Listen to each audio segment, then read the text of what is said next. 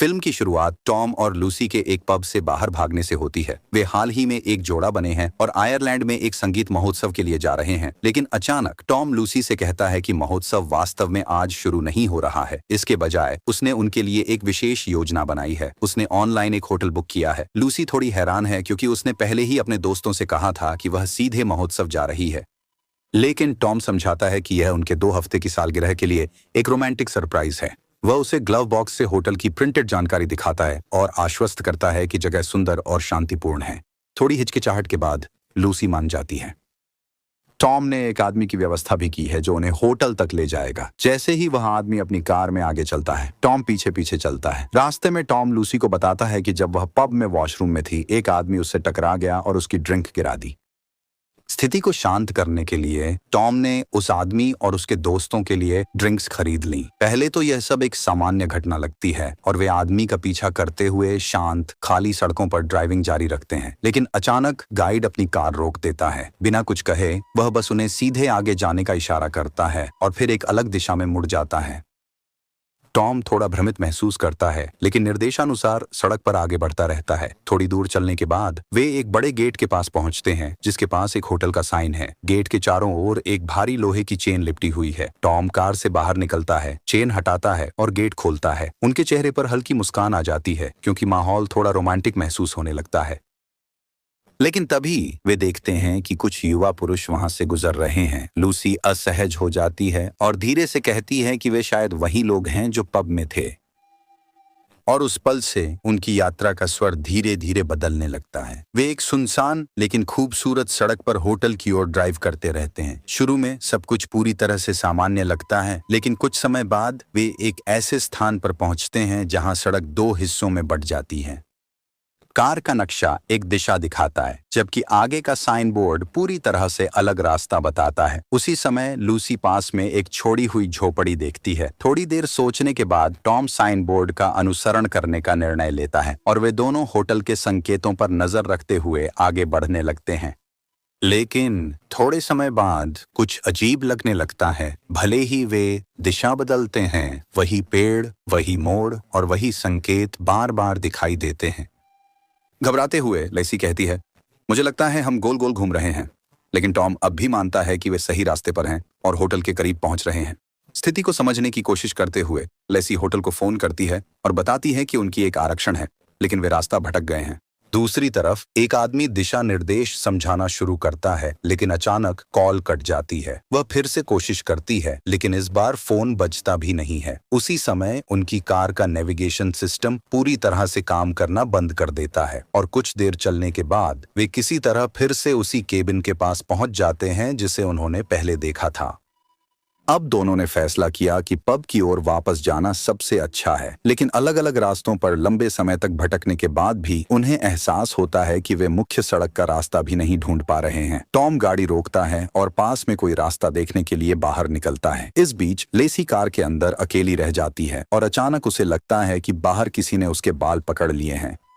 वह डर के मारे चौंक जाती है। तभी टॉम लौटता है, लेकिन उसकी अचानक उपस्थिति उसे और भी डरा देती है। उसे शांत करने की कोशिश में टॉम उसे कार से थोड़ी दूर ले जाता है, लेकिन अचानक कार का अलार्म जोर से बजने लगता है। टॉम कार की तरफ दौड़ता है, केवल यह महसूस करने के लिए कि चाबियां न तो अंदर हैं और न ही उसकी जेब में। अब दोनों घबरा जाते हैं और तभी उन्हें वही चाबियां जमीन पर पड़ी मिलती हैं। वे जल्दी से कार में बैठते हैं और वहां से तेजी से निकल जाते हैं, यहाँ तक कि टॉम भी नहीं समझ पाता कि अभी क्या हुआ। जैसे ही अंधेरा धीरे धीरे छा जाता है, वे थोड़ी देर के लिए ड्राइव करते हैं, लेकिन फिर से उसी केबिन पर पहुंच जाते हैं। अब यह स्पष्ट हो जाता है कि चाहे वे कोई भी रास्ता चुने, वे बार बार उसी जगह पर लौट आते हैं, जैसे वे एक भूल भुलैया में फंसे हुए हों। अपनी हिम्मत जुटाकर लेसी केबिन की ओर बढ़ती है।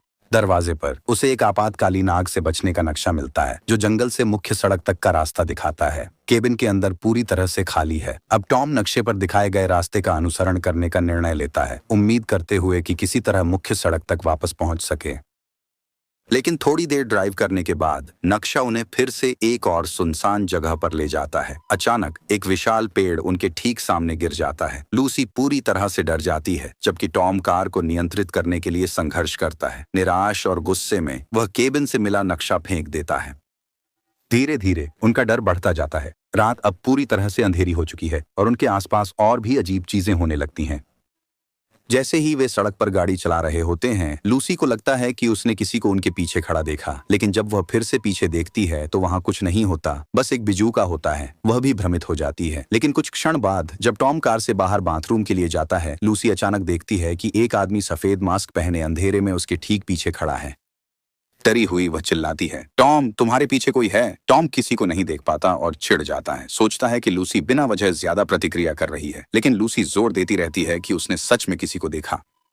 अब उसके मन में एक गहरी शंका पैदा होने लगती है कि पब में टॉम के साथ कुछ अजीब हुआ होगा, कुछ ऐसा जो वह उससे छिपा रहा है। टॉम इसे लगातार नकारता रहता है, कहता है कि कुछ नहीं हुआ, लेकिन जल्द ही कुछ और भी भयानक होता है। अचानक वे देखते हैं कि अंधेरी सड़क पर कपड़े बिखरे हुए हैं, और जब वे करीब से देखते हैं तो उन्हें एहसास होता है कि वे कपड़े लूसी के हैं। घबराते हुए टॉम जल्दी से कपड़े इकट्ठा करता है और उन्हें कार की डिक्की में फेंक देता है, लेकिन लूसी पूरी तरह से सदमे में जमी हुई है, क्योंकि वे कपड़े पूरे समय कार के अंदर थे। तो उसके कपड़े बाहर कैसे आए और उन्हें सड़क पर किसने फैलाया? केवल उस विचार से ही उनकी रीढ़ में सिहरन दौड़ जाती है। डरे हुए वे तुरंत उस जगह से निकल जाते हैं, लेकिन जंगल में इतनी देर भटकने के बाद वे पूरी तरह से थक चुके हैं। बारिश शुरू हो जाती है और अंततः टॉम कार रोक देता है। उसी क्षण जब लूसी एक पल के लिए कार से बाहर निकलती है, वही नकाबपोश आदमी अचानक अंधेरे से प्रकट होता है और उसे पकड़ने की कोशिश करता है। लूसी डर के मारे चिल्लाती है। टॉम उसकी ओर दौड़ता है और किसी तरह वे भागने में सफल होते हैं और वापस कार में आ जाते हैं। अब उनका डर चरम पर पहुंच गया है। घबराहट में टॉम तेजी से गाड़ी चलाने लगता है, उस जगह से जितनी जल्दी हो सके दूर जाने के लिए बेताब है। लेकिन फिर अचानक वह सड़क के बीच में खड़े एक आदमी से टकरा जाता है। दोनों पूरी तरह से हिल जाते हैं। टॉम हिम्मत जुटाता है और कार से बाहर निकलता है, लेकिन वहां कोई नहीं है, जैसे वह आदमी हवा में गायब हो गया हो। और फिर अचानक वही आदमी उनकी कार के अंदर दिखाई देता है। उसका चेहरा पूरी तरह से खून से लथपथ है। घबराई हुई आवाज में वह कहता है कि कुछ लोगों ने उस पर हमला किया था और वे अभी भी इस जंगल में कहीं हैं। जैसे ही लेसी यह सुनती है, वह घबरा जाती है। वह सोचने लगती है कि वही लोग उनका भी पीछा कर रहे होंगे। वह तुरंत टॉम से कहती है, हमें अभी यहाँ से निकलना होगा। टॉम सुनता है, कार स्टार्ट करता है और वे तीनों अंधेरे जंगल में और गहराई तक चले जाते हैं। अजनबी अपना नाम मैक्स बताता है और कहता है कि पास में एक जगह है जिसे किलारनी हाउस कहते हैं। यह सुनकर टॉम और लेसी चौंक जाते हैं, क्योंकि वह उनका होटल है। लेकिन मैक्स जल्दी से उन्हें बताता है कि वे गलत जगह आ गए हैं। वह समझाता है कि यहाँ के संकेत बदल दिए जाते हैं ताकि लोग भ्रमित हो जाएं और कभी बाहर का रास्ता ना ढूंढ पाएं। अब वे मैक्स द्वारा दिए गए निर्देशों का पालन करना शुरू करते हैं, लेकिन किसी तरह वे बार बार उसी स्थान पर पहुंच जाते हैं। फिर मैक्स कहता है कि वही लोग जिन्होंने उस पर हमला किया था, उन्होंने इस क्षेत्र के सभी संकेत बदल दिए हैं। धीरे धीरे मैक्स सब कुछ एक घटना से जोड़ने लगता है जो टॉम के साथ एक पब में हुई थी। उलझन में लेसी पूछती है, पब में वास्तव में क्या हुआ था, लेकिन टॉम सवाल को टालते रहते हैं। फिर मैक्स बीच में बोलता है और कहता है, तुमने उन्हें उकसाया, इसलिए वे तुम्हारे पीछे आ सकते हैं। ये सुनकर लेसी चौंक जाती है। टॉम जल्दी से अपनी सफाई देते हुए कहता है कि वास्तव में कुछ नहीं हुआ, और गुस्से में वह कार से बाहर निकल जाता है। अब जब टॉम चला गया है, मैक्स लेसी को अकेले में सच्चाई बताता है। वह कहता है कि टॉम ने एक आदमी का पेय गिरा दिया और फिर उसके साथ बदतमीजी की। जिस तरह से मैक्स बात करता है, उससे स्पष्ट है कि वह टॉम और लेसी के बीच दरार पैदा करने की कोशिश कर रहा है। लेकिन फिर भी लेसी उस पर पूरी तरह से भरोसा नहीं करती। अंदर से वह अभी भी टॉम पर विश्वास करती है। धीरे धीरे दोनों को एहसास होने लगता है कि असली अपराधी कोई और नहीं बल्कि मैक्स खुद है। वही है जिसने संकेत बदले और उन्हें गोल गोल घुमाकर इस डरावनी भूल भुलैया में फंसा दिया। अचानक मैक्स अपनी असली प्रकृति प्रकट करता है। वह आक्रामक हो जाता है, लेसी के सिर के पीछे चाकू रखता है और टॉम पर चिल्लाता है, जितना तेज हो सके गाड़ी चलाओ। टॉम घबरा जाता है। लूसी डर के मारे रोने लगती है, लेकिन मैक्स उस पर चिल्लाता है कि और तेज चलाओ। टॉम गति बढ़ा देता है। बारिश, अंधेरे और फिसलन भरी सड़क के कारण कार नियंत्रण खोने लगती है। फिर भी मैक्स उस पर दबाव डालता रहता है। तुम्हारे पास एक विकल्प है, या तो दुर्घटनाग्रस्त हो जाओ या लूसी को मरते देखो। टॉम पूरी तरह से असहाय महसूस करता है और अंत में कार को रोक देता है। अचानक मैक्स कहता है, अब चलो एक खेल खेलते हैं। वह लूसी की ओर देखता है और उसे बताता है कि उसे तय करना है कि उनमें से कौन मरे। लूसी टूट चुकी है, लेकिन मैक्स उल्टी गिनती शुरू कर देता है। रोते हुए वह उससे रुकने की विनती करती है। टॉम भी मैक्स पर चिल्लाता है, लेकिन वह नहीं रुकता। जैसे ही काउंटडाउन खत्म होता है, लूसी पूरी तरह से असहाय टॉम का नाम लेती है और फिर मैक्स अचानक हंसने लगता है। वह कहता है, मेरे पास तो चाकू भी नहीं है, ये सब बस एक खेल था। लूसी सदमे में रह जाती है।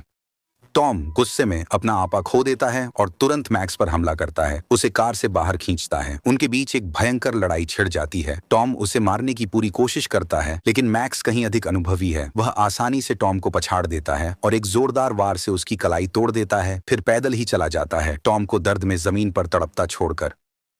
लूसी किसी तरह घायल टॉम को वापस कार में ले जाती है और बिना एक सेकंड गंवाए तेजी से निकल जाती है। लेकिन थोड़ी ही दूरी चलने के बाद कार अचानक ईंधन खत्म हो जाने के कारण सड़क के बीच में ही रुक जाती है। अब तक टॉम की हालत बहुत खराब हो चुकी है, वह मुश्किल से होश में है।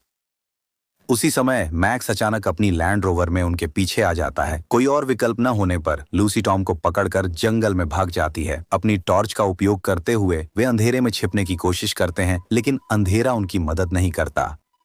अचानक मैक्स अंधेरे में टॉम को पकड़ लेता है और कुछ ही सेकंड में वह लूसी की आंखों के सामने से गायब हो जाता है। लूसी पूरी तरह से अकेली और डरी हुई रह जाती है। किसी तरह वह वापस कार की ओर दौड़ती है और फिर अचानक उसे सामने की सीट पर एक पेट्रोल का कैन दिखाई देता है, जो पहले वहां नहीं था। अब यह स्पष्ट है कि मैक्स अभी भी पास में है और उसका खेल अभी खत्म नहीं हुआ है।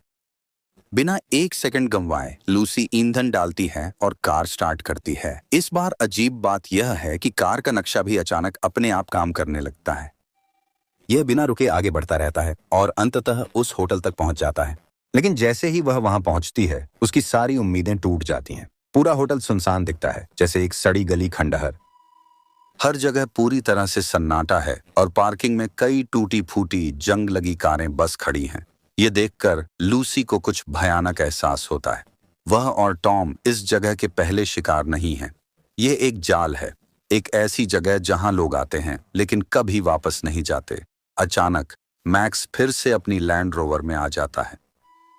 घबराकर लूसी तुरंत कार घुमाती है और भागने की कोशिश करती है। मैक्स उसका पीछा करने लगता है, उसके साथ खेलता है, उसे डराता है, जैसे यह सब उसके लिए सिर्फ एक खेल हो। और फिर अचानक वह आगे बढ़कर गायब हो जाता है। कुछ क्षण बाद लूसी को कुछ अजीब महसूस होता है। यह देखती है कि कार के एग्जॉस्ट से एक पाइप जुड़ा हुआ है, जो सीधे ट्रंक में जा रहा है। कांपते हाथों से वह इसे खोलती है और अंदर टॉम को बंधा हुआ पाती है। वह पहले ही मर चुका है, कार्बन मोनोऑक्साइड विषाक्तता से, क्योंकि मैक्स ने वह पाइप उसके मुंह में डाल दिया था। लूसी पूरी तरह से टूट जाती है। वह लंबे समय तक बेकाबू होकर रोती है, लेकिन किसी तरह वह खुद को संभालती है और फिर से गाड़ी चलाना शुरू करती है। धीरे धीरे रात ढलने लगती है और सुबह होते होते लूसी आखिरकार मुख्य सड़क पर पहुंच जाती है। लेकिन जब वह उस सुनसान रास्ते से गुजरती है तो वह देखती है कि मैक्स सड़क पर आगे खड़ा है। वह मुस्कुराता है और अपने हाथ फैलाता है, जैसे कि खेल अभी खत्म नहीं हुआ है। लेकिन इस बार लूसी की आंखों में कोई डर नहीं है, केवल गुस्सा और टॉम को खोने का दर्द है। बिना सोचे वह एक्सीलरेटर पर जोर से पैर रखती है। कार सीधे मैक्स की ओर तेजी से बढ़ती है और जैसे ही वह उसे टक्कर मारने वाली होती है, स्क्रीन अचानक काली हो जाती है। क्या मैक्स का खेल आखिरकार खत्म हो गया है या यह अभी भी जारी है? इसी सस्पेंस के साथ कहानी खत्म होती है। अगर आपको यह कहानी पसंद आई तो चैनल को सब्सक्राइब करना न भूलें। धन्यवाद।